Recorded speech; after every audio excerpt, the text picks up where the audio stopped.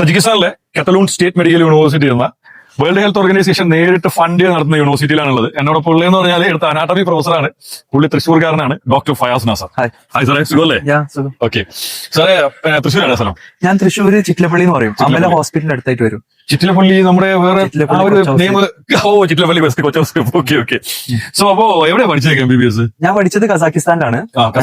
5 വർഷത്തെ കോഴ്സ് ആയിരുന്നു. അൽമാട്ടി എന്ന് പറയുന്ന സ്ഥലത്ത് പഠിച്ചിരുന്നത്. ഓക്കെ, അത് കഴിഞ്ഞ് സ്വാതന്ത്ര്യ FMJ കൊടുത്തിട്ട് അത് കഴിഞ്ഞിട്ട് ഞാൻ ലൈക്ക് MBBS പഠനം കഴിഞ്ഞിട്ട് അൽമാട്ടിന്ന് വിട്ടിട്ട് നാട്ടിൽ പോയിട്ട് ഒരു 6 മാസത്തെ കാലാവധി കഴിഞ്ഞിട്ട് എക്സാം കൊടുത്തു. FMJ എക്സാമിനേഷൻ ഫസ്റ്റ് അറ്റംപ്റ്റ് തന്നെ പാസ്സായി.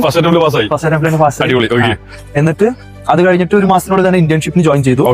ഞാൻ ഇന്റേൺഷിപ്പ് ചെയ്ത ഭോപ്പാലിലായിരുന്നു. ഭോപ്പാലാണ് ചെയ്തത്. പുതിയ ആൾക്കാർ, പുതിയ സ്ഥലം അതൊക്കെ കാണാനുള്ള ആഗ്രഹം കൊണ്ട് ഭോപ്പാലിൽ ചെയ്തു.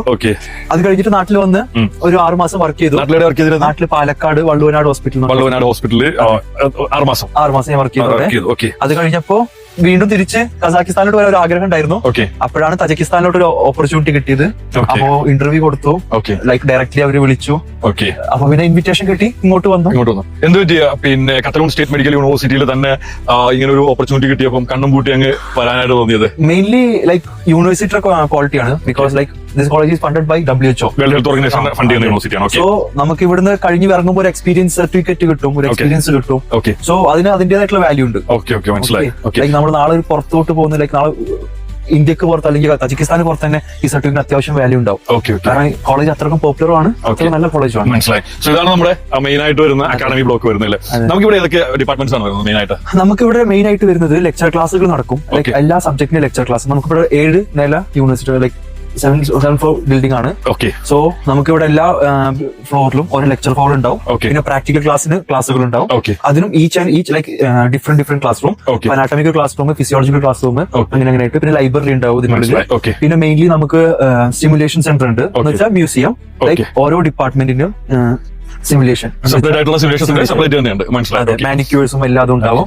മാനിക്യൂൺസ് ഒക്കെ ഏറ്റവും അപ്ഡേറ്റഡ് ആയിട്ടുള്ള ലൈവ് മാനിക്യൂൺസ് തന്നെയാണോ? അതെ. ലൈക്ക് കോളേജ് ലൈക്ക് ഫോറിനേഴ്സിനും ഇന്റർനാഷണലും പുതിയതായിട്ട് തുറന്നു കൊടുത്ത കോളേജ് ആയത് കാരണം അവർ ഉപയോഗിക്കുന്ന എക്യുപ്മെന്റ്സ് ആയാലും ലൈക്ക് മാനിക്യൂഴ്സ് ആയാലും വളരെ അപ്ഡേറ്റഡ് വെർഷൻ ആണ്. ലൈക്ക് സർജറിക്കും മെഡിസിന്റെ എല്ലാത്തിന്റെയും variety of different of clinical facilities എല്ലാം അവർ സെപ്പറേറ്റ് തന്നെ ചെയ്തിട്ടുണ്ട്. ഓക്കെ. സോ പിന്നെ നമുക്ക് വരുന്നത് എനിക്ക് തോന്നുന്നു നമ്മുടെ ഇതിനകത്താണെന്ന് തോന്നുന്നില്ല, ഓഡിറ്റോറിയം നമുക്ക് വരുന്നത്. അതെ, ഓഡിറ്റോറിയം വരുന്നുണ്ട്. ലൈക്ക് നമുക്ക് ഫ്രഷേഴ്സ് പാർട്ടി, അതുപോലെ ഗ്രാജുവേഷൻ, കോൺവൊക്കേഷൻ, പിന്നെ ഇനി ഫെസ്റ്റിവൽസ് എന്തെങ്കിലും വരുമ്പോൾ നമുക്ക്. ഓക്കെ. അപ്പൊ ഇൻസൈഡ് തന്നെ അത്തരം കാര്യങ്ങളൊക്കെ ചെയ്യാനായിട്ടുള്ള ഓപ്ഷൻ ഉണ്ട്. ഓക്കെ.